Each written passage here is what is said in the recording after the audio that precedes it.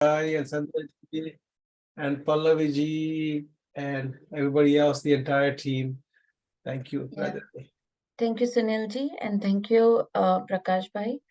Radhe Radhe. Good morning, good evening, everyone. Welcome to Daily Wisdom from Bhagavad Gita session. Radhe Radhe, Nitin ji, over to you.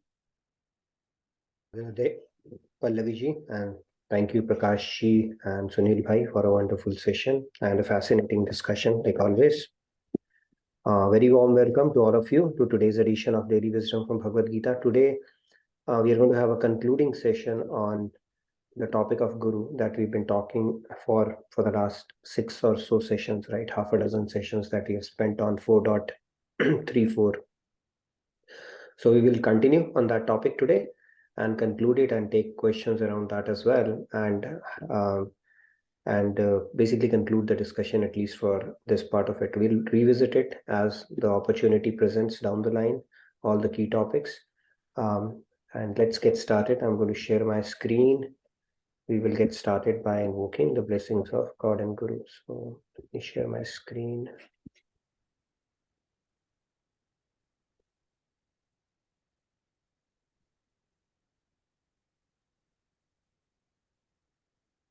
Okay. Yes, we can see that. Yeah, great.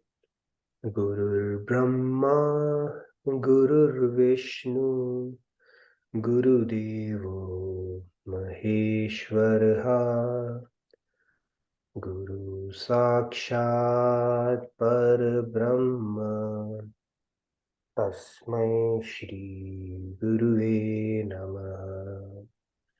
Vasudeva Sutam Devam Kamsachanuramardanam Devaki Paramanandam Krishnam Vande Jagadgurum. Krishnam Vande Jagadgurum. Radhe Radhe, good morning, good evening to all of you. A very warm welcome to today's edition of Daily Wisdom from Bhagavad Gita. Let's get started with today's topic. We are going to recite 4.34 for one last time, at least for part of this discussion. Yeah, I'm good. Actually, in that meeting. All right, so I've just muted. Okay, so I'm going to recite it. You're welcome to follow along. Tadvidhi pranipatena परिप्रश्नेन सेवया उपदेक्ष्यन्ति ते ज्ञानं ज्ञानिनस्तत्त्वदर्शिनः. Take a few hands. Yeah, Radhe Radhe. Aparna ji, please go ahead. Radhe Radhe. Tadvidhi pranipatena pariprashnena sevaya upadekshanti te jnanam jnaninastattvadarshinah. Thank you. Radhe Radhe. Sandhya ji, please go ahead. Radhe Radhe. Tadvidhi pranipatena परिप्रश्नेन सेवया उपदेक्ष्यन्ति ते ज्ञानं ज्ञानिनस्तत्त्वदर्शिनः. Very nice, thank you. Yeah, thank you, Sandhya ji. Radhe Radhe. Radhe Radhe. Radhe Radhe, Rahul ji, please go ahead. Radhe Radhe. Tadvidhi pranipatena pariprashnen sevaya उपदेक्ष्यन्ति ते ज्ञानं ज्ञानिनस्तत्त्वदर्शिनः. Radhe Radhe. Thank you, Rahul. Sam ji, Radhe Radhe, please go ahead. Radhe Samji. Radhe Radhe. Tat vidhi pranipatena pariprashnena sevaya उपदेक्ष्यन्ति ते ज्ञानं ज्ञानिनस्तत्त्वदर्शिनः. Radhe Radhe. Radhe Radhe. Thank you, Samji. Are we good? Yeah, ji, Radhe Radhe, please go ahead. Radhe Radhe. Radhe Radhe, Riya ji. तद्विद्धि प्रणिपातेन परिप्रश्नेन सेवया उपदेक्ष्यन्ति ते ज्ञानं ज्ञानिनस्तत्त्वदर्शिनः. Thank you. Radhe Radhe. Okay, right. Thank you. So are we good then? Yes, I don't see any more hand raised. All right, so let's get started. So this shloka, Lord Krishna is telling Arjun that for you to learn the truth is the absolute truth about what is there to be known in its entirety. Then you need to approach a spiritual master. And then the condition is that inquire from him with reverence and render service unto him. Such an enlightened saint can impart knowledge unto you because he has seen the truth. So we've been talking about the topic of guru, and we said that the two important qualifications. First of all, a guru is needed on the path of spirituality. It's not an optional or a good to have kind of a deal. It's a must have, absolute must have. Secondly, the two qualifications the guru should have for us to benefit from the guru, and so that we can move forward in our spiritual journey, is that guru should be Shrotriya as well as Brahmanisht. Shrotriya means scripturally well versed, and Brahmanisht means that they should have seen the truth themselves. They should be practically realized themselves. They should be God realized, to put it simply. They need to be a Mahapurush or a saint. Then only you can become their Sharanagati and reap the benefit out of it. Okay, so that is the prerequisite for that. So let's continue with our discussion. We'll start with our soul soup segment. Today we are going to talk about, we have been talking about internal and external motivation, right? Now, how do we activate internal motivation? We spoke that we need to have a strong why yesterday. But even after having a strong why, still we are not able to draw that inspiration. So that means there is something else that is needed as well. So let's try to understand that. You have a strong why, okay? It's there at the back of your mind, but you are still not able to tap into it when you need it. Why that happens? Let's try to understand the mechanics behind it. So if this is our intellect, you see a box or a vessel. This is how our intellect is, and it has tons of knowledge in it. One piece of knowledge is here, right? Intellect has some piece of knowledge, then there's some more, and then there is some more. So like that, we have a lot of knowledge in our intellect about a lot of things. Having said that, there is one piece of knowledge that is called activated knowledge, which is dominant knowledge, which you really care for. Even though that knowledge is there, it's not dormant, it is activated. That knowledge is something that will help us draw inspiration. I'll give you an example. It's like this. Our intellect, the way it works, it's like a vessel which contains various kinds of information. We read things, right? We gain knowledge from various channels in our life, and then on any subject, and all that we hear, we read, that we observe, it keeps on getting filled in our intellect. And it contains several pieces of knowledge on any topic. Now, whichever piece we pick up, that segment of knowledge gets activated, what piece you have picked up. And that would basically determine how inspired you are feeling around that particular thing. Like, for example, we all know the benefits of meditation, don't we? But still we don't feel enthusiastic about it. Don't we know that? Everybody knows that. Why don't we feel that? Because that is not activated. That knowledge is not brought into our conscious awareness. Although that knowledge is there, but it is in a dormant stage. And when that dormant knowledge is activated, that's where it will open up the fountain of inspiration for you. I'll give you a quick example around it. Now, there's a girl in 10th standard, or a 10-year-old girl, and her parents are very anxious because she's struggling to apply herself in her studies. And the reason for that is that her mind is unable to focus on studies. It's all over the place. It keeps on wandering in all directions.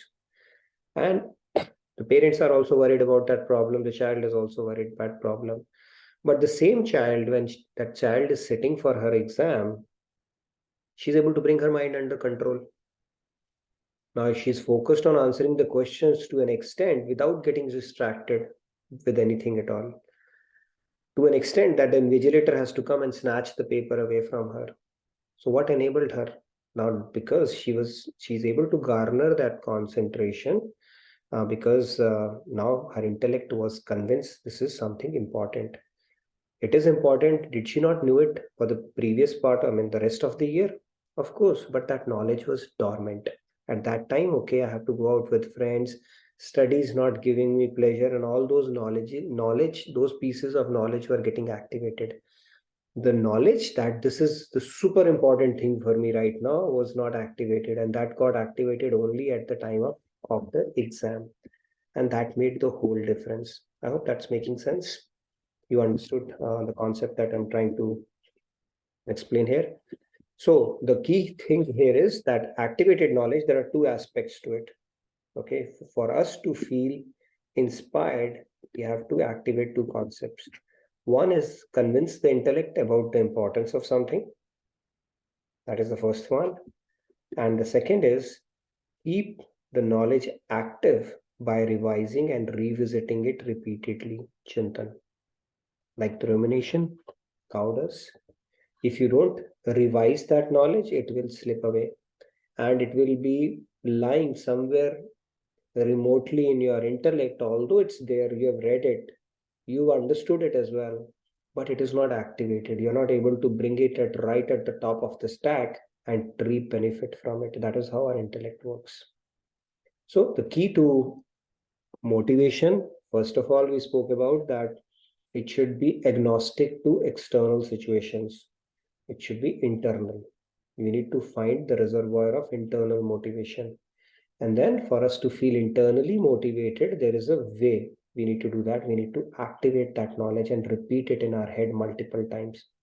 What is it that I need to do on a daily, day-to-day basis where I want to be? What do I stand to gain if I do it? And what do I stand to lose if I don't do it? That knowledge, once repeated sufficiently, will automatically give us the required impetus, fuel, or inspiration that we need to proceed further.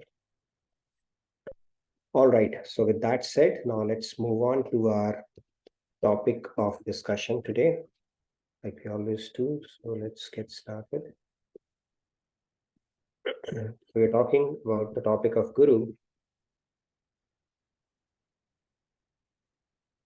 So if we do devotion, we all do devotion in the path of bhakti, that is of paramount importance.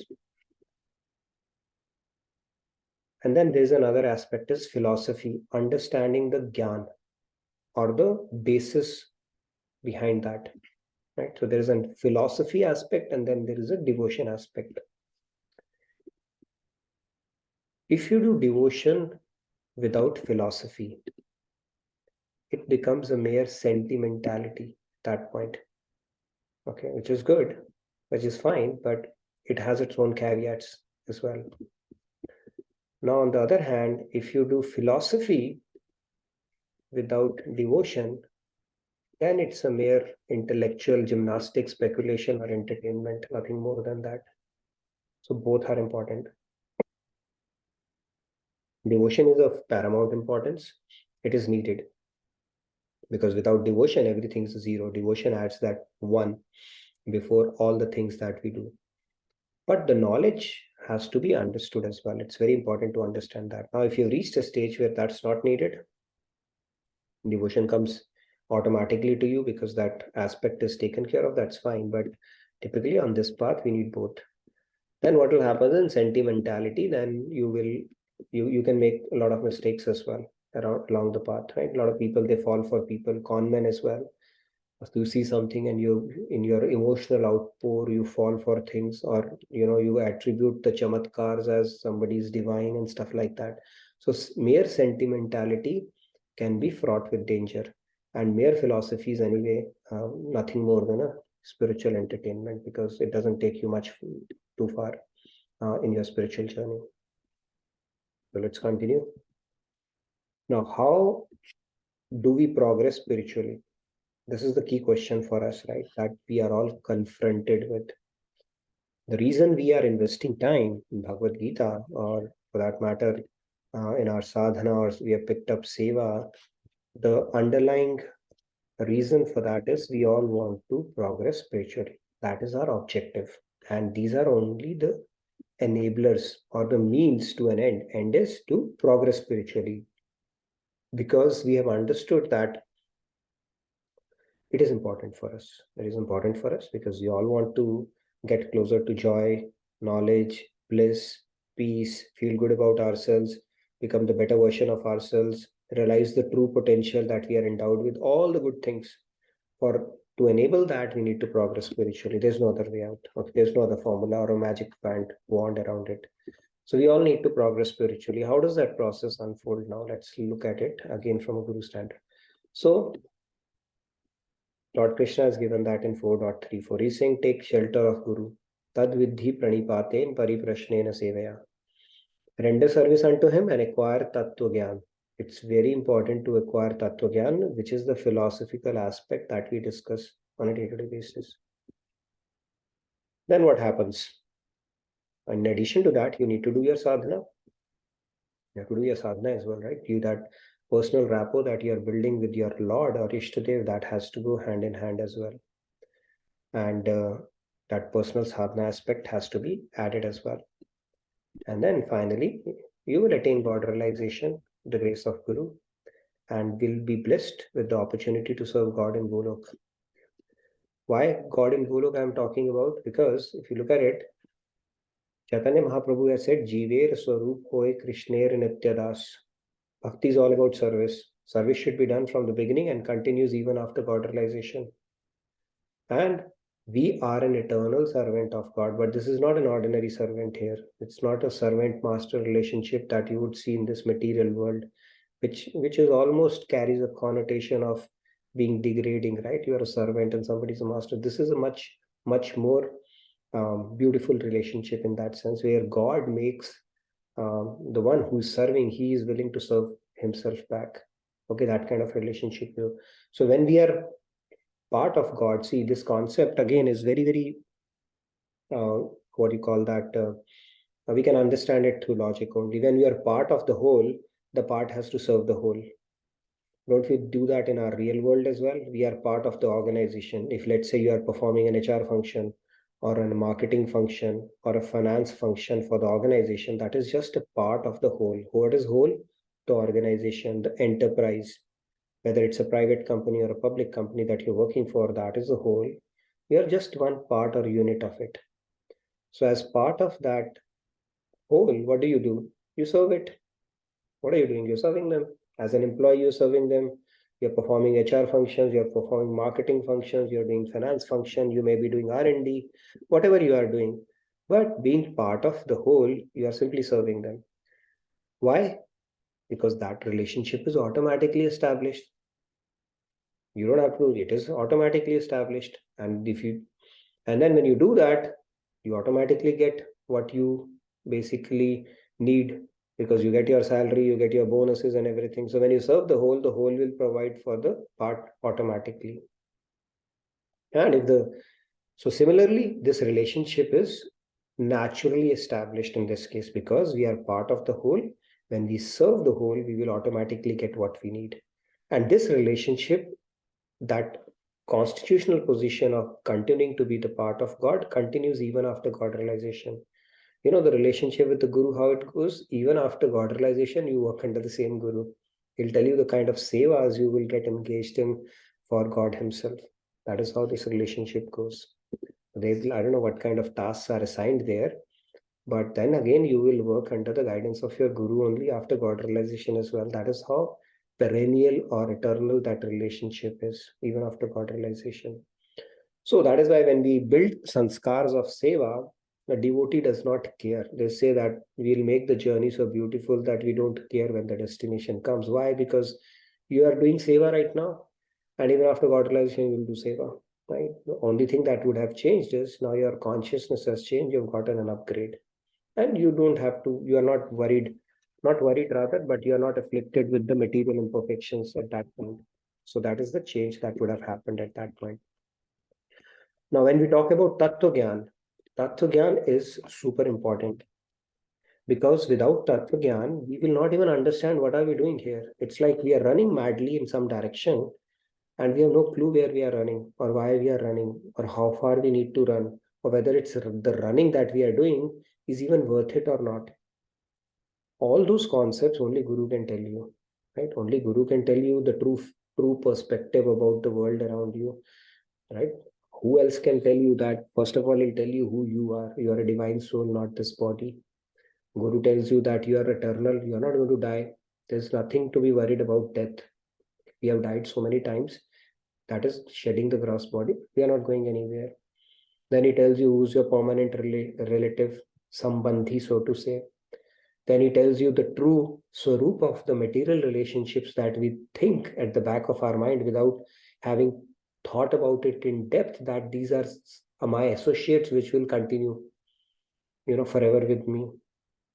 Then there are relationships that we have never understood the true swarup or the nature of those relationships, where we think, somebody is giving and, they love and they care. I mean, of course, they care for you and all that stuff. But if you think in depth, in this world, all relationships are transactional.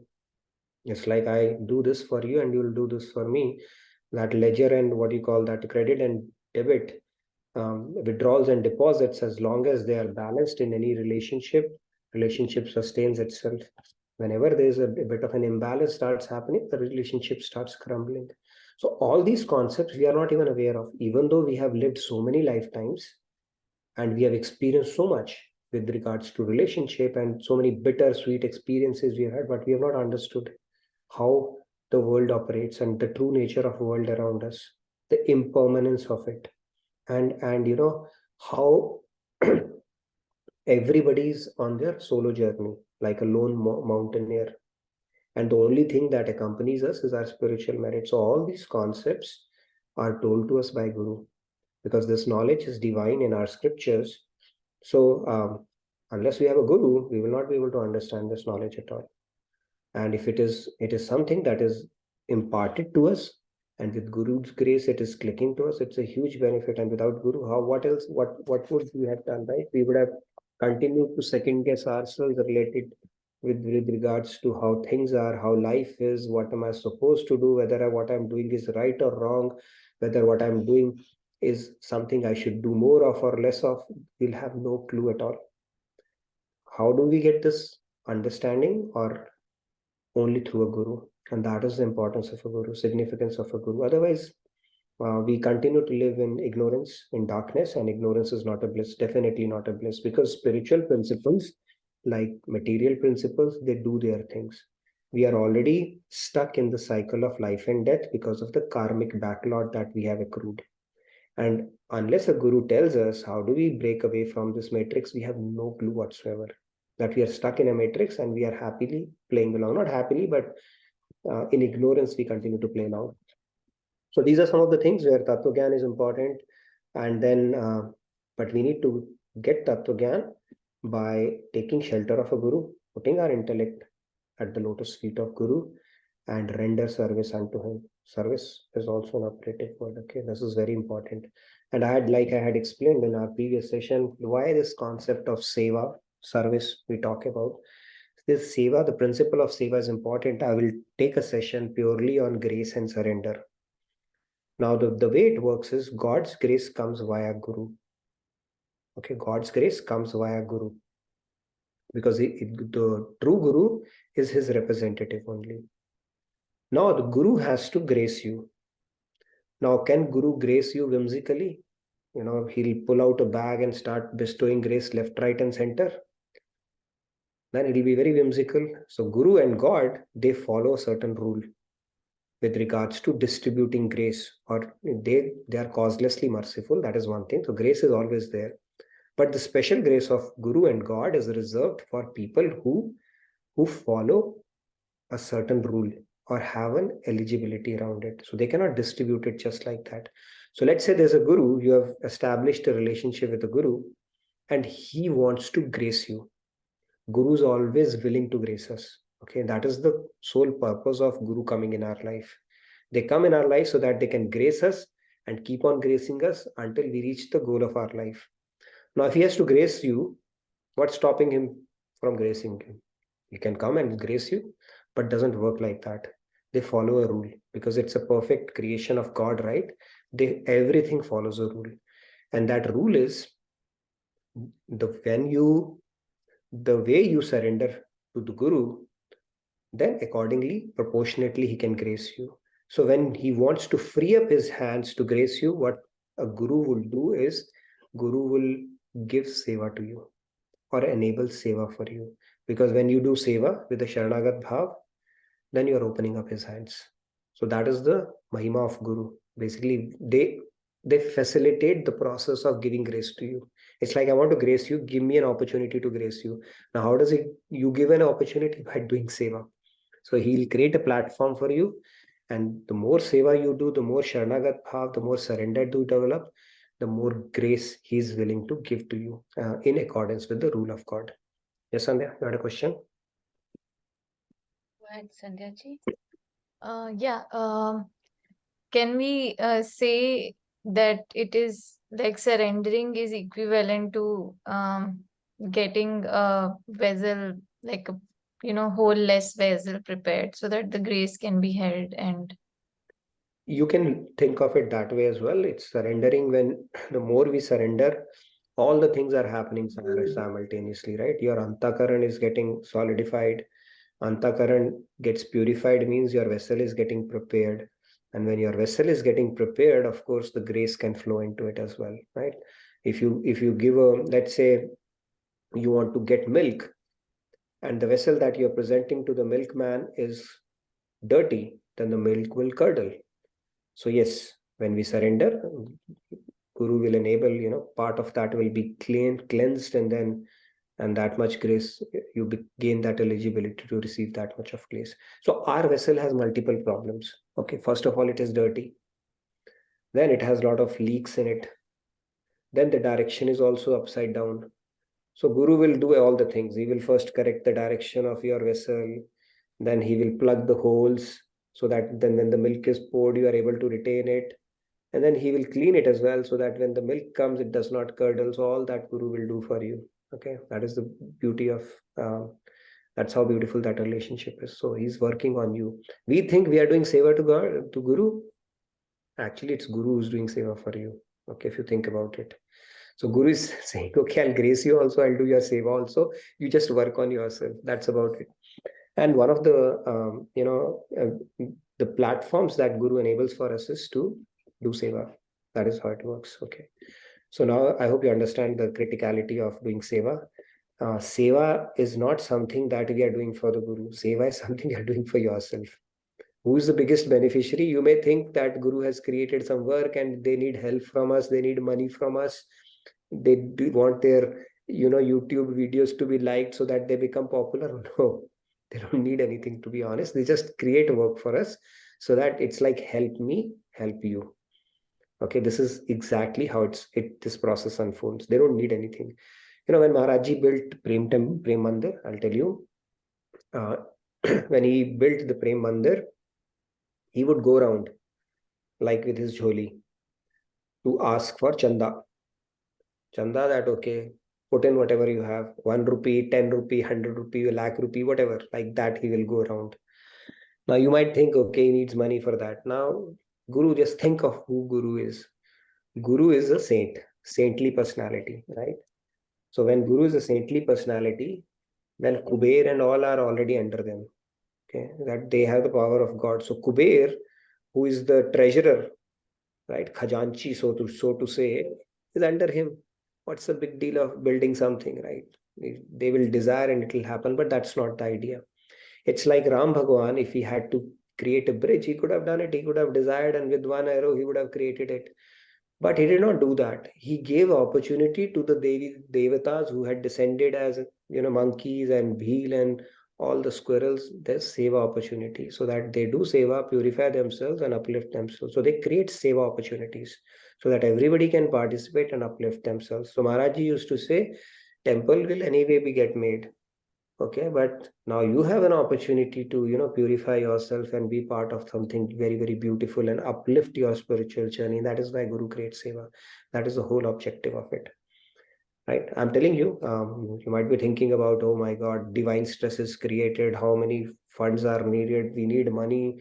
Where will the university come from? You will see that unfolding in front of your eyes. But it's just an opportunity that gets created for us. And we'll think, okay, now how do we get it? What do we do? All that divine stress is very purifying when we are doing it for the purpose of Guru. They don't need anything, to be honest. This is how it works. So anyways, that part, and then let's moving on. Chaitanya Mahaprabhu had said, "O Shyam Sundar." Now the key thing is the spirit in which we do the seva. The operative word there is Tat Sukh Sukhitvam. Okay, I'll get to that. So Guru and God's rule is that you do basically the way you do it, they are bound to reciprocate. Like in Bhagavatam, it says, "Ye yatha mam prapadyate tas tathaiva bhajamyaham," that they have to love back the devotee to the same extent as they do. Okay, that's the rule of God and Guru both. They have to reciprocate. They have no choice. Okay. So this is how they work. And then from a devotee standpoint, like Chaitanya Mahaprabhu beautifully has summed it up in this verse where he said, "O Shyam Sundar, if you wish, you may embrace me, you love me, or you release chakra upon me, cut my head if that gives you happiness, or you may behave neutral. I'm ready for everything." And the same attitude we need to have towards Guru as well. It's not like they should talk nicely to me and, last time they saw me and this time they just ignored me and, maybe, no, in whatever gives them pleasure. And so one of the things that we do when Guru comes to our place is like, okay, I have made halwa puri for you, so you need to eat it. I made it with so much of love, you better have one more. So the point here is, are we doing our own seva or their seva? Right? So we got to be careful around that part as well. We are so inherently selfish that we don't even understand. End of the day, we are doing our seva only, but with Guru, whatever gives them pleasure should be our attitude. Tat Sukh Sukhitvam. Okay. And then they're bound to reciprocate anyways. And how do we serve Guru? There are different ways. So by the way, these two disciples' story is pretty interesting. So the Guru was lying down and these two disciples said, okay, we are going to do your Charan Sevan. So they started doing the Charan Sevan. Guru fell asleep. And while they were doing the Charan Sevan, the disciple, one of his feet touched the other one's feet. One was doing one feet, the other was doing, it touched the other's feet. And he said, "How dare you hit my feet?" And this one hit that feet back to the other one. And in between, they started hitting the feet back to each other. And the Guru woke up. He said, "What's going on? Do you know whose feet are you serving to begin with?" So this is an interesting story, but this typically happens in the Seva world also. Okay. So we got to be careful about keeping the big picture in mind and not fighting with the feet of the Guru, respective feet that we are interested with. It can happen a lot of times without you even realizing it. And I'm telling you to note it down. Now that we have spoken about it, it will still happen. And that knowledge will be dormant somewhere and you'll not be able to activate it, and you'll have to consciously activate it at that point in time. Okay, that is how the design of the Seva world is as well. Okay, couple of hands I see. Oh. Yeah, any questions? Yeah, Nitinji. I'll go ahead and read out the question in chat. This is from Smitaji. She has asked, "What is grace? Please explain this to me. Is it some kinetic energy the Guru passes, or it opens up dimensions, or you get powers?" Sorry to keep asking, Nitinji. I'm trying hard to understand. Who's asked the question? Smita Sanjay.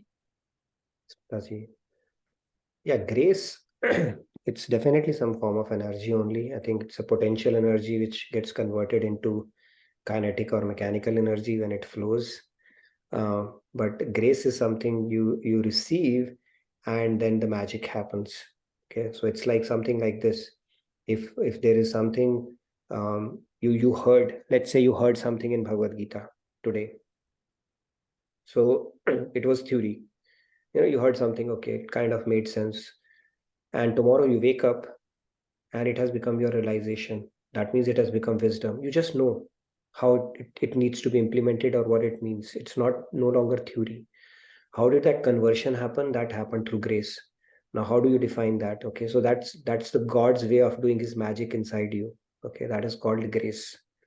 Okay, so grace is something that we rely on. Tat prasadat param, right? Arjun has also said that with your grace now that I have understood this knowledge. So we rely on God's grace. That is basically, if I were to, I mean, technically, it is something that God mixes in us. Maybe it's an element of his Yogamaya power through which because it's his Yogamaya power through which he graces, and that by using that power, that particular thing becomes a realization and a permanent asset. So that is called grace. So let's understand it is something which is priceless, which cannot be bought, which cannot be snatched away, and you cannot say that I have an eligibility for it. God only knows whom to bestow grace and when to bestow grace. Okay, that is one tool he has kept with himself. Right? If he could purchase grace, then it would be like you can say, okay, if I do so many mantras, then I am eligible for grace. Or if I do so much of tapasya, that becomes the price of grace. So, but grace is something, it's a secret tool that God has, which brings about an upgrade in humans. Let me put it that way. And it must be some kind of an energy only. Yeah, thank you, Nitinji. Beautifully explained. Sandhya ji, Radhe Radhe, please go ahead. Yeah, so one line regarding grace, like grace is something that makes impossible possible. Like many things that we feel are just impossible to be done by us. But yeah. And regarding this statement, how do we serve Guru? You mentioned one story. I got reminded of another story that Swamiji had told was like there was a disciple sitting in front of the Guru, and Guru asked that go get groceries. Some guests are going to come, so that we can make food for the guest. The disciple said, no, I have this opportunity to sit in front of you. I cannot let this time go away for anything else. So I will continue sitting. And then, like, I don't know if you want to narrate the entire story in short. I might make it longer unnecessarily.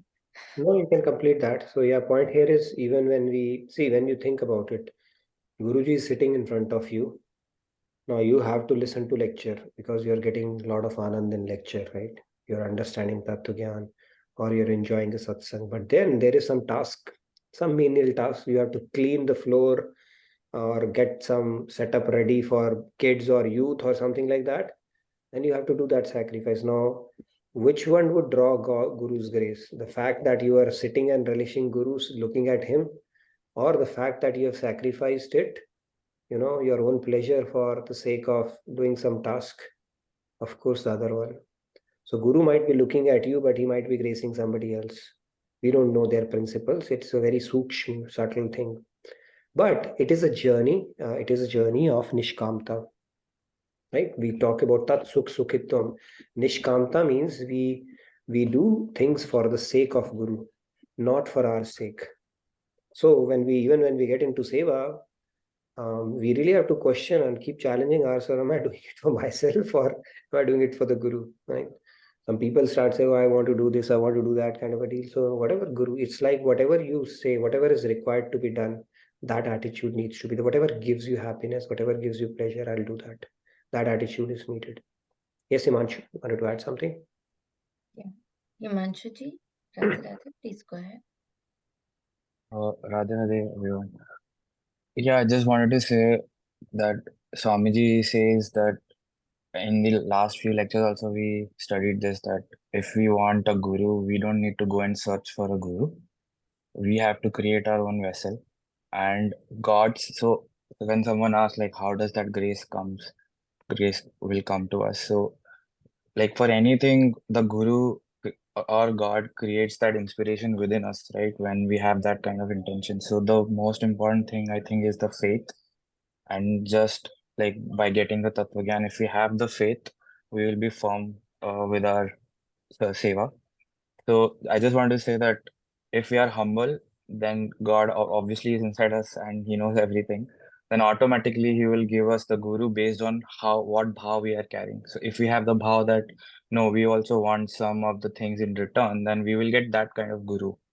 But if we have selfless bhav, then we will get the guru which will guide us in this path. Very true. Mhm. Thank you, Manshu, for bringing that. Now, that's what we were talking about in our previous session as well, that God is seated within, right? He's more intimate to us than anybody else. And he reads our thoughts, even those thoughts that we don't acknowledge to ourselves. So he is a witness and privy to our most intimate emotions. So he knows why, for what reason we are looking for a guru. And he'll facilitate that process for you. He's not going to stop you. If you're looking for somebody who can book your ticket to Swarglok, or for that matter, next thing that you want to enjoy in life, they'll make sure you meet those kind of people. And you could even land up with con men as well, because that is what you thought would give you happiness. So but when we are seeking it for the right reasons, we are seeking guru so that we can understand God and get closer to God. He will lead you to a saint. There's no doubt about that. So the only thing that is within our control is to work on our intention behind why we are seeking a guru. And if we have it purified, it's just a matter of time before you land up with a guru. It has to happen. Yeah, thank you. Thank you, Nitinji. Udayji has also mentioned that grace is an energy, just like Maya and Yog Maya Shakti of God. Yeah, basically ability to grace comes from his Yogamaya power only, which can make impossible possible, like I think Sandhya called out. Now, grace is something which is with God, where he holds that with him. Okay.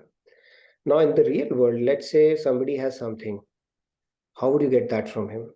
There are multiple ways. You can, you can scare them, put a gun here and say, give it to me, right? Like they hijack plane and say, we want this, a ransom.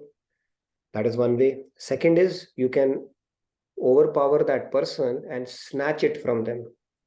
Overpower and snatch it for them. And third is you can simply beg in front of them. There are three ways we can get that. So with grace, let's understand that. Can we put a gunpoint on God's head and say, give me grace? We cannot. Right? People say that, okay, I'm going to, God, if you are there, then come and show me, come in front of me. Otherwise, I'm going to hang myself. It's like putting gunpoint on God, right? Saying, I want to see you, otherwise I'm going to kill myself. So God doesn't work that way. Right? Karmic cycle will take care of you if you do that, by the way. You may have to go to Pishach Yoni, Bhoot Pret Yoni, which is a very miserable existence for I don't know how many lifetimes if you do that. Secondly, can you overpower God and snatch it from him? And God, who can lift Govardhan with his little finger, there's no question of overpowering him. He's enabling. So then the only third option is left. Beg in front of him. Okay. That is something we'll talk about, grace and surrender. And that is where the surrender aspect of it, you just become Sharanagat in front of him and God is willing to give you all his grace. Only third option. The two options are negated. So, but yes, that is a special power God has, where that is why God realization is called Sadhan Siddh plus Kripa Sadhya. There are two aspects that have to happen. One is the effort that you put, which is called sadhan, bhakti that you do. But that is not sufficient. It is necessary. In science or in maths, we used to solve the equation and say, this is a necessary but not a sufficient condition. It's a necessary condition but not a sufficient condition. What is sufficient? Kripa sadhya. And then his grace starts coming in from top. So there's an inspiration from below and then there is a divine grace from above. That is how that process basically will fructify. And that is the answer from above is in form of grace. Kripa sadhya. That is why God is called Kripa sadhya. You can't ace God through your self-efforts alone, by doing fasting, by doing austerities, by doing chanting, japa, tapa, whatever. Nothing. Until he chooses to grace you. And that grace follows a principle, rule, and that rule is that of a surrender. And the concept of surrender, we can discuss it. It's a discussion in itself, maybe another 3-4 days discussion we can get into. Yes, Sandhya, any question? Please go ahead, Sandhya ji.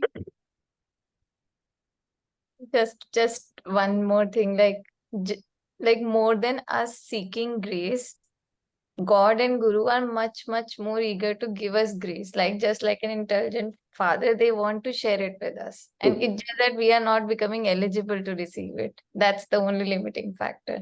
Yeah. We are not as desperate to seek grace as desperate God and Guru are to give us grace. Okay, let me put it that way.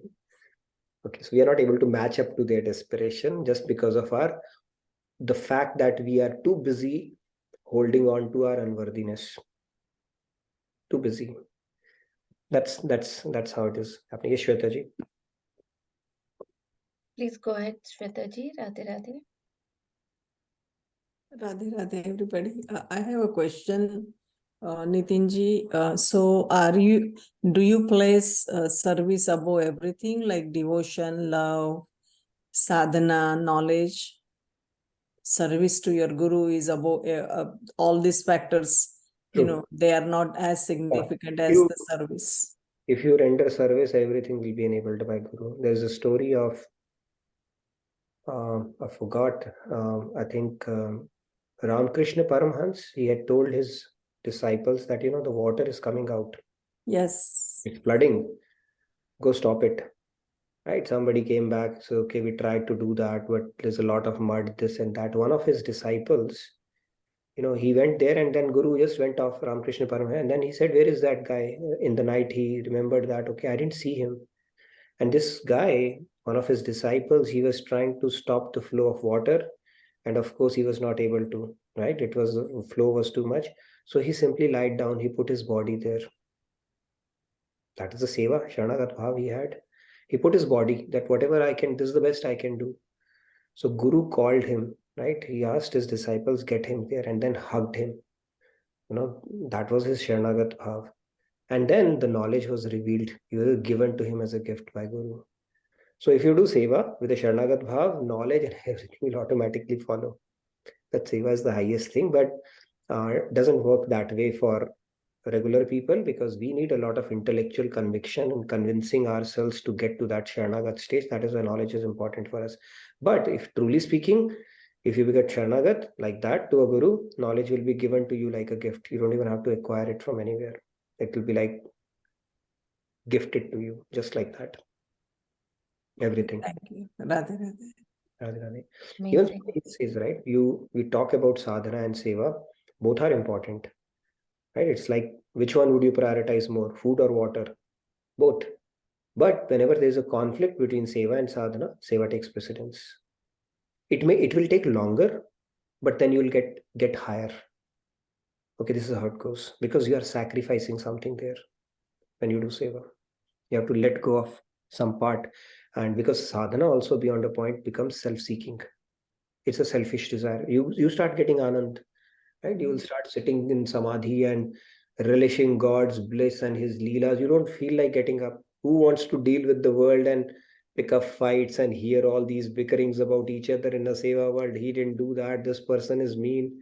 Who wants to do that? But when you do that, you're sacrificing your sadhana. And when you do it with the proper bhav, it will bring in nishkam bhavs, and then God will take you higher. The Guru will enable a higher bliss for you down the line. And of course, you will be, fast tracked when it comes to cleansing yourself. Otherwise, you might be sitting in your sadhana, but when you face the real world, again, those emotions will come back, which you haven't cracked, right? And that is why it is said, when you think you have arrived spiritually, go live with your family for a week and you'll understand how far you have progressed. Yes, Himanshu. Radhe Radhe. Himanshu ji, please go ahead. Radhe Radhe. Yes, I just wanted to say this one line that Swamiji always explains, that sadhana and seva go hand in hand, but as you explained, seva takes the precedence. But we also, at the same time, if we realize all the time that if our sadhana is correct, automatically we will have the seva bhav, because we want to express our love towards God, and we can do that only by doing seva. Otherwise, as you explained, there are so many types of bhakt also who want something in return, but we are in the path where we are selfless because we got that such guru. So that is the only way we can express our love, and that actually comes naturally when our sadhana is correct. True. In fact, it is also said the fruit of your sadhana is seva. And seva mein hi hai meva. So seva definitely has its own place. Right? Great. Thank you, Manshu, for pointing that out. Yes, and so by the way, how do we serve? Tan man dhan. Tat sukh sukhitvam is the operative word. Disciple never falls down. And then your attachment is high. Guru basically will confront your secret stash as well. I'm telling you, when you start working with Guru, he will hit you where it hurts the most. Not hit you in that sense. He'll confront it. So if you're feeling uncomfortable because Guru is asking you, giving you certain instructions, it's a good sign. His job is to confront your secret stash. Okay. People who find it very difficult to part with money, he'll give them a seva. Get this ticket. So they just know what is your impediment and how to take you across that. So the shackles or those things, that the baggage that we carry in our mind, they know how to dismantle it, provided you continue to work with them. So anyways, one of the consequences of working with Guru is that your material attachment, that excessive, obsessive attachment that we have with the world and people around, will start, getting put in perspective, and your attachment God will keep on increasing. That is the direct consequence of having an association with a God-realized prophet. Good. Okay, any questions? Anything else? Tanman dhan is there. Dhan is the starting point, most basic thing. Then comes your body, and then the mind. People say, I'm doing it with my mind alone, but if your mind is there, the tan and dhan will automatically follow. This is typically how the process goes, but based on whatever station of life we are in, as best as we can, we should look at offering our time, part of our wealth, as well as our mental space to God and Guru. That is the whole idea. And it's a bread and butter of spirituality if you want to progress.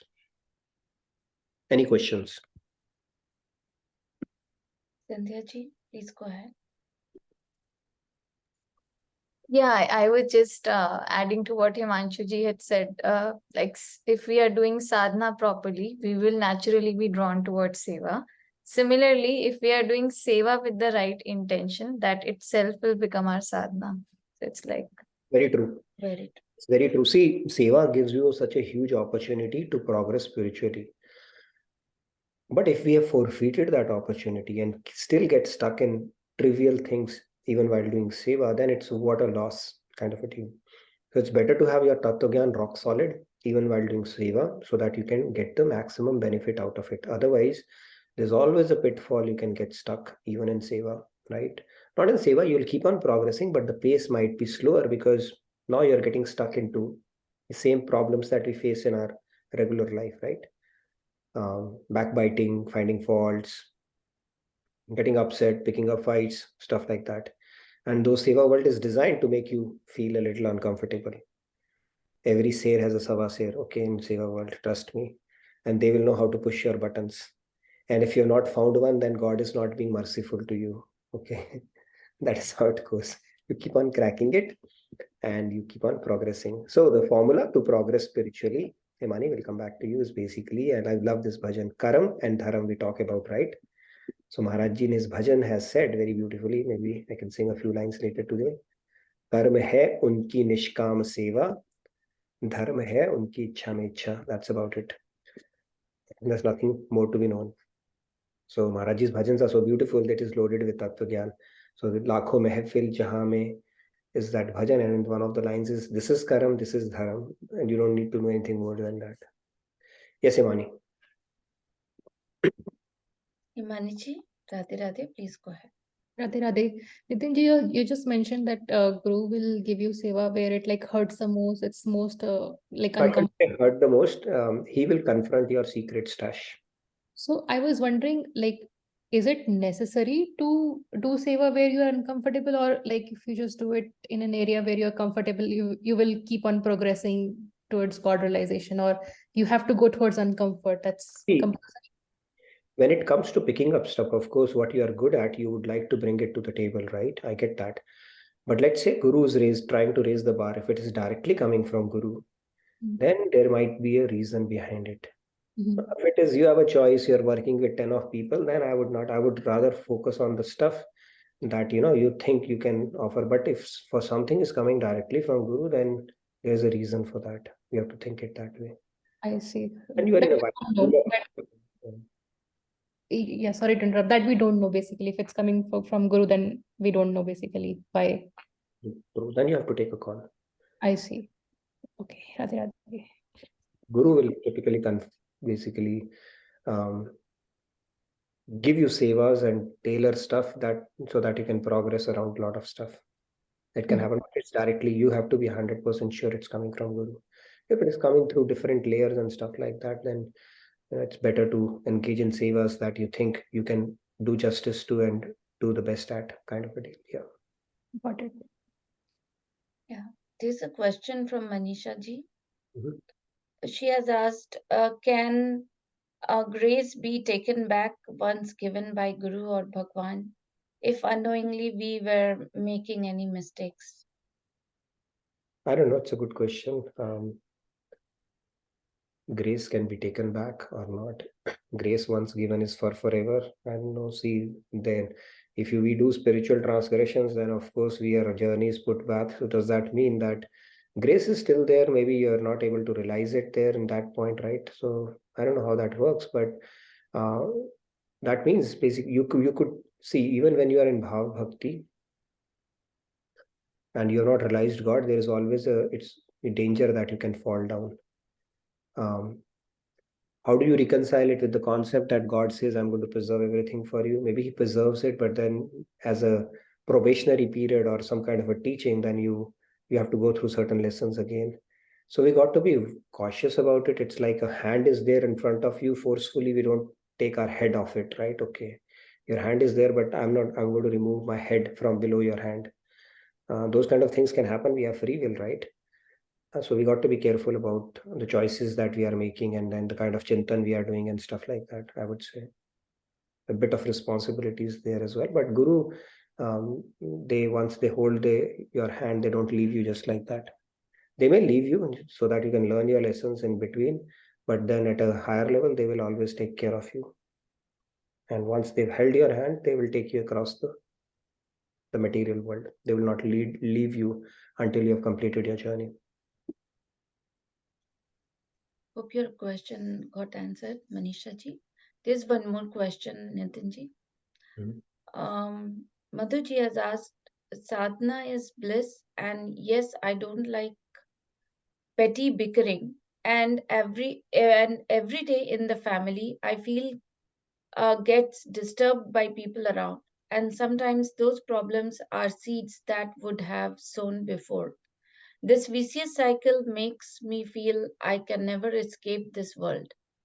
I also feel world keeps testing me as more as I keep working on myself. I feel that I am growing very slowly. I just pray and surrender to God and Guru as I very slowly moving forward. Yeah, the pace that we pick up depends on us, but it is fine. I mean, if there is a challenge, then there's an opportunity as well, right? Look at it that way. And this whole universe is working on us like a sandpaper. Okay, all the relatives and everybody, they are very strategically placed in our life so that we can learn the lessons that we need to and come out better and stronger. Now, how do we crack that is up to us with proper knowledge and all, right? But end of the day, think about it. These relatives, before becoming your relative, are God's relative already. So they are your in-laws from God's side already. So figure out a game plan to embrace them and see divinity in them. And when you have made peace with them, then God will embrace you, right? You cannot have hard feelings for tons of people across multiple lifetimes and then hope to embrace God. God will say, they were all my people. Okay, first crack them and then come to me. So once with that becomes a background noise for you, that's when you have learned the lesson. Otherwise, the same lesson will keep on repeating until you learn it. So there are things, right, that keep happening to us in life. That means that is the lesson that we are not learning. We are failing, and that is why the test is repeating. But finally, the whole idea is to make peace with our situation and circumstances around, as opposed to keep bickering, getting frustrated and complaining about it. Saints have that attitude, and we have to reach that stage with proper knowledge, right? Because everybody is working out of self-interest. What's the big deal if they create problem for you? You are also operating out of self-interest. They don't have the benefit of Bhagavad Gita or reading scriptures or having a guru. You have it. So why can't we differentiate ourselves from them? We have an opportunity to raise our bar, not expect them to do it, right? So with all the proper knowledge, we need to raise our own game and make peace with things around us, and then the tests will also go away. Yes, Himanshu? Yeah, thank you, Nitinji. Himanshuji, do you want to add something? Radhe Radhe, please go ahead. I just wanted to say about the grace question, that can it be taken back, that once we get the grace, that means the Guru has already noted our sincerity and our efforts. And if we are not making use of it, that means we are ourselves ignoring that grace. Because if we get something by Guru's grace and suppose we are not sincere anymore, that means we purposely chose that. And anyway, we know that if we get more spiritual and more closer towards God, that means we will get more challenges, because that's how we'll have our growth. Now, not to freak you out or make you scared, but when God starts gracing, he'll start making your life difficult. Okay. And he'll start snatching the world away from you. I'll say, oh my God, who needs God's grace now? But this is how the process goes. He starts snatching away. It's like the mother, when the kid is too hung up in playing with toys and ghar, mother will come and snatch away the toy. So God, when he truly starts gracing, he starts snatching the world from you. He'll start making you uncomfortable. You'll come across that relation that you always thought was mine, betray you. But we don't learn our lesson. We still have hope, or we become bitter, or we want to take revenge. But no, God has started gracing you, telling you the true face of the world so that you develop detachment, not that you become bitter. But then the good news is, if that's the bad news, that God's grace comes in the form of the world getting snatched, the good news is that God gives you the test that you are capable of. He knows the potential of a student also. So he's not going to give you a test much beyond your ability and break you down. See, when do we improve? If the pressure on us, on our mind, is less than what we can take, then we will remain complacent or lazy. If the pressure is way too more than what we can take, we'll break down. But if it is slightly more than what you can take, then you will improve. So God gives you pressure. He'll turn on the heat. But be rest assured, you have that ability to face that and come out of it better and stronger. If you face it with that perspective, you have done yourself a huge favor. And that's how we should take challenge in our life as well, whatever that challenge may be. Great. Thank you, Nitinji. We are good with that. Please Yes. fill out the feedback tracker. If you have not posted it, do post it. I think it was I a have very posted the feedback tracker. around Yes. Guru Tattva. But if there's still something that was not answered, put it in the feedback tracker. We'll try to bring it, and then we will move forward with 4.35 next week, because tomorrow is our team quiz that you cannot miss out on. We have started doing team quiz, so please do prepare for it and come super prepared. And I want to warn you, this time Himanshu is also preparing some of the questions, okay? So you can imagine what's going to happen. We need to study. Everyone needs to study. Everybody needs to study. Yeah. Just a quick moment. I'll take Nitinji to share some of the announcements. I've already shared it in the chat. That is the link for Tirupati Sadhana Shivir, which is going to be in India. Date is 26 January to 29 January 2024. And Swamiji's events are going to be in India. A great opportunity to meet and to be in divine presence of Swamiji. It's starting from Gurugram and Delhi, 17 to 19 November. Pune, 21 to 23 November. Mumbai, 24 to 25 November. Vapi, 27 to 28 November. Vadodara, 29 to 30 November. And Patan, Ahmedabad, Kolkata, Indore, and Hyderabad. Will keep updating the days as it comes closer. I have posted the dates here. That's it from my side. Sure, thank you, Pallaviji. So do avail the opportunity to meet Swamiji in person in Delhi, Gurgaon, and if you can attend one of his retreats, even better. Don't miss out on that opportunity. It definitely has a transformative effect when you meet him in person and when you have that immersive experience for an extended period of time. A retreat gives you about 2 to 3 days. And then if you attend a longer retreat, there are people who don't want to get out of that retreat. It's like we don't want to go back, but then you have to come back and operate as well. So it's a great opportunity. Do check it out if you get an opportunity. Yes, Jyoti, you wanted to ask something? Radhe Radhe Jyoti. Please go Radhe, ahead. Radhe Radhe Nitinji, Radhe Radhe Pallaviji, and Radhe Radhe everyone. Nitinji, you at the end of the discussion you mentioned one sentence which I think I missed. You talked about how to handle those challenges. Can you please repeat that? Okay, so any challenge, there are two things. If a challenge, there is some kind of a pattern in your challenge that you are seeing, right? Something like similar kind of a test is coming time and again and again and again. That means there is a lesson that we are not learning out of it. What happens when we fail in standard 1 or standard 2?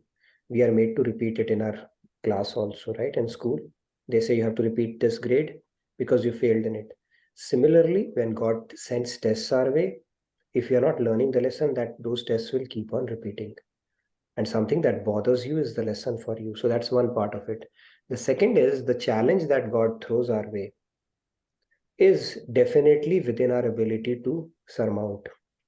He will never give you a challenge which is way below your ability, because you will not be challenged.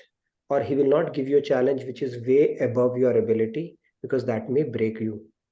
So he will give you a challenge little more, that will make you uncomfortable, but not something beyond your reach. So if you face it properly, you will come out better and stronger, and that is essentially what he's trying to do. And then challenges come, like Swamiji had explained in SMX. When God starts gracing, he starts giving you difficult situations. He starts snatching the world away from you so that you can develop detachment and then expand your own thought process ability, so you come out better and stronger out of it. So any challenge that we face in our life is well within our abilities to surmount. You should always have that trust. Thank you, Nitinji. Radhe Radhe. Yes, Monica ji. And Shilpa ji is there as well. Let's take some new hands. Monica ji, Radhe Radhe. Please Radhe go ahead. Radhe. Nitinji, what if the focus point of our life is Krishna only? Still challenges? I mean, doesn't matter, but still. Yeah, see, Krishna is there, but then Krishna is also aware of your secret stash at the same time, right? So he knows what kind of challenge you are suited to take on, to test your nishkamta, to test your faith. Only he knows that. So we leave it to them. We don't worry about it at all. We don't create test for ourselves by worrying about, oh my God, what kind of challenges. We leave it to him. You know what is best for me. My life is in your hands. Leave it. Make it outsource that burden to him rather than taking that load on your head. Right? Right. So we don't, in a devotion, we don't think about, oh my God, something will happen. It's like, you are the best judge. You know what's best for me, and I have that faith. Leave it. So let's not manufacture worries in our head and, all those things. Right. Thank you. Radhe Radhe. Radhe Radhe. Yes, Shilpa ji. Shilpa ji, Radhe Radhe. Please go ahead. Radhe Radhe, Radhe Radhe Nitinji sir. So I have a follow-up to what Jyoti ji had said. I think the first challenge is to recognize the first obstacle would be to recognize what the challenge is, and the second in life, and the second one would be to learn from that challenge, right? Because if I'm making the same mistake again and again, then that means I don't even recognize what God is testing me on.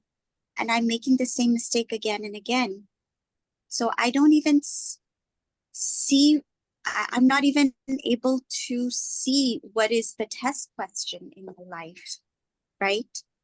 That's where I think a mentor or a guru helps, plus self-awareness. So self-mastery is preceded by self-awareness. What's going on?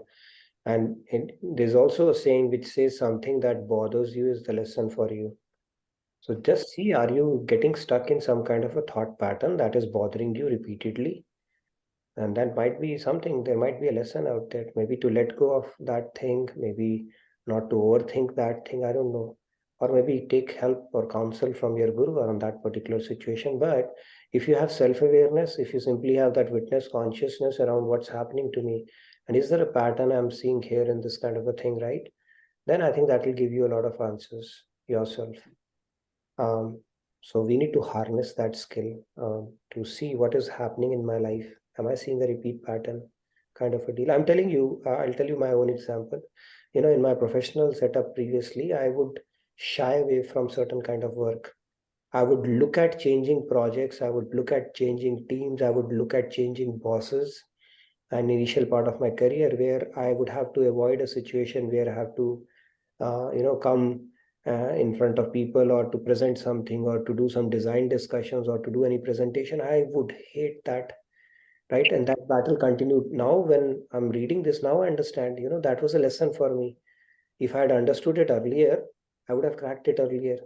But I kept running away from it until I said, okay, enough of it, I'm just going to work on it and do something so that I don't feel weak and powerless whenever such situation comes.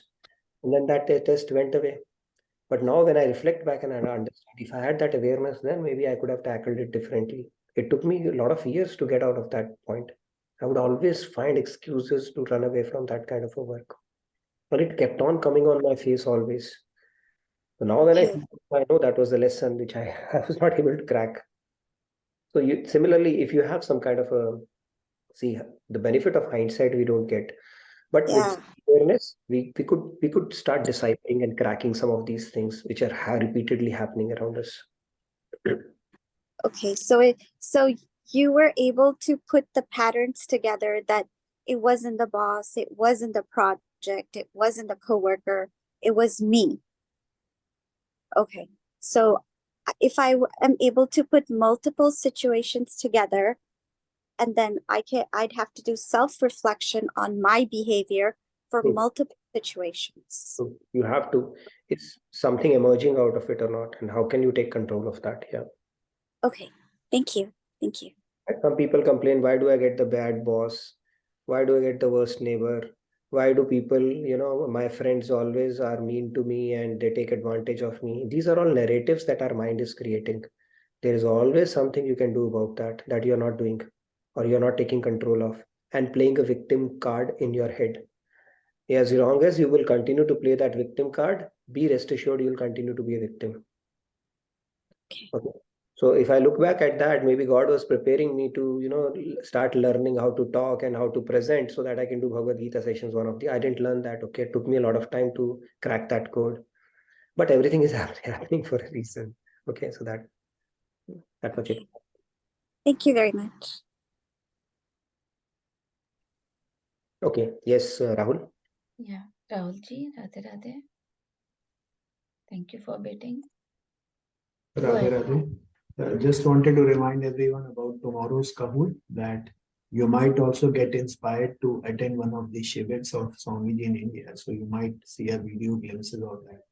So do check it out and don't forget to participate. Radhe Radhe. Thank you, Quiz Master, for giving us a heads up. We're excited too for the quiz tomorrow. All right, Aparna ji, then we'll come to you, Sandhya. Radhe Radhe, Aparna ji, please go ahead. Aparna ji, you. Yeah, it looks like I she know. You froze. It okay. was like you used to play that game, Stop Statue, and then you became a statue. Okay. Can you hear me? Sorry. Yeah, yeah. Please. Okay. Now we okay. can hear you. Oh, okay, okay. I know. I mean, my question is on the similar lines, like the last two. I know why some things have happened, and I did a lot of self-reflection and realized, why they have happened. But I'm trying to correct also. But there is a time and a place to do the things right. So what if we are beyond that point, and do we still? Um, I mean, I'm not saying I have 100% understood this, but I think I understand a little bit more, and I'm trying to work on my own virtues, on my own things. But if the time or the place has been missed, like what is the recourse, or what do we do? No, I think this having this feeling that we want to take control next time a similar situation is presented itself is a sign of improvement, I would say. Right? So when we take that resolve, that itself is a great sign of improvement. And then we try, and then if we fail, we try again until we become better at it. And that's how it becomes basically. It's not that God is seeking perfection from us, but that delta change itself is a big success. And we don't know when that delta would become a bigger delta down the line. But previously, you wouldn't even have challenged that. You would have justified yourself and moved on. Okay, I did that, so what's the big deal? I deserve to do that, and everybody would have done that in my position. But now you're challenging that. That itself is a huge change, right? So I think that's a sign of progress, and that's how we improve as well, right? And that's how we take control of our situations. And then you may surprise yourself that those situations are running away from you now, right? Once you start taking control of it. So I think that's a good sign. It doesn't mean that we will succeed, but at least it's there at the back of our mind that we'll do something different about it. That itself is great. Thank you, Nitinji. Thank you, Pannaji. Yes, Sandhya. Yes, Okay, Radhe at Radhe. 17, we are way over, so we need to wrap it up in next 5 to 6 minutes. Are we good for the devotional segment, or is this a question, Sandhya?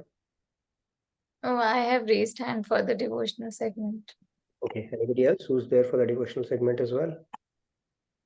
If not, that I can sing 2 lines and then we'll wrap it up. Yes, go ahead, Sandhya. Anyway, we are way over, so we'll wrap it up at 10:25. Go ahead, please. Okay.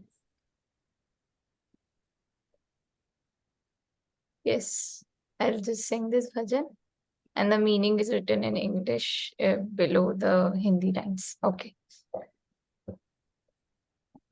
तू मन मन मानी त्याग रे, तू मन मन मानी त्याग रे, बीते जन्म अनंत नींद महा, बीते जन्म अनंत नींद महा, अब झटपट उठ जाग रे, मन अब झटपट उठ जाग रे, पुत्र कलत्र मित्र आदिक जे, तिन करु द्वेष न राग रे, मन तिन करु द्वेष न राग रे, नंद नंदन पादार विंद ते, करिले अब अनुराग रे, मन करिले अब अनुराग रे, तजी दे इंद्रिन विषय वासना, प्रेम सरस रस पागरे, मन प्रेम सरस रस पागरे, जो कृपालु चह भुक्ति मुक्ति तो, लगे प्रेम पट दागरे, मन लगे प्रेम पट दागरे, तू मन मन मानी त्याग रे, तू मन मन मानी त्याग रे. Yeah, done. Beautiful bhajan. Sandhya, you could have done the Ram Sankirtan as well. Why Radhe. don't you continue? Govind Govind Radhe. Anyways, thank you. It's a very beautiful bhajan and very relevant to the topic for discussion as well. So the man or the buddhi that we have been hearing to is the cause of the downfall for us, and that is something that needs to be corrected, and that correction starts through our own efforts plus God's grace coming in via Guru. So that is the whole idea. So thank you for that, and I'll sing a couple of lines for the bhajan that I had included in today's slide. That English karma hai unki nishkama seva, that means the true karma is working selflessly for them, and dharam hai unki ichha mein ichha, and true dharam is actually aligning to their will, not your own will. So that is the whole thing. So this bhajan goes like this. लाखों महफिल जहां में यूं तो तेरी महफिल सी महफिल नहीं है, लाखों महफिल जहां में यूं तो